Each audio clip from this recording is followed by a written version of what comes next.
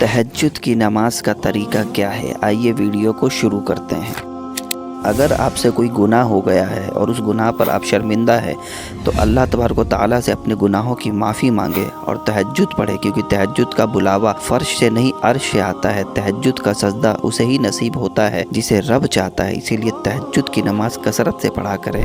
और इसीलिए हज़रत अली रज़ी अल्लाह अन्हु ने इरशाद फरमाया कि ला हासिल चीज़ को अगर पाना चाहते हो तो तहज्जुद पढ़ा करो, क्योंकि नसीब में जो चीज़ न हो उसे तहज्जुद की दुआएं मुक़द्दर में ले आती हैं। इतनी प्यारी बात हज़रत अली रज़ी अल्लाह अन्हु ने हमें समझाई है तहज्जुद के मुताल्लिक। इसीलिए तहज्जुद का सजदा कभी कभी इंसान लड़ते लड़ते थक जाता है, फिर आखिरी उम्मीद रात की तन्हाई में तहज्जुद के सजदे में आंसुओं से अल्लाह से बातें करता है और दिल हल्का हो जाता है। यानी कि जब इंसान के गुनाह बढ़ जाते हैं तो तहज्जुद पढ़ता है और उसका दिल हल्का हो जाता है। इसीलिए रसूलुल्लाह सल्लल्लाहु तआला अलैहि वसल्लम ने इरशाद फरमाया, रात को उस वक़्त नमाज पढ़ो जब लोग सो रहे हों, क्योंकि तुम लोग सलामती के साथ जन्नत में दाखिल हो जाओगे।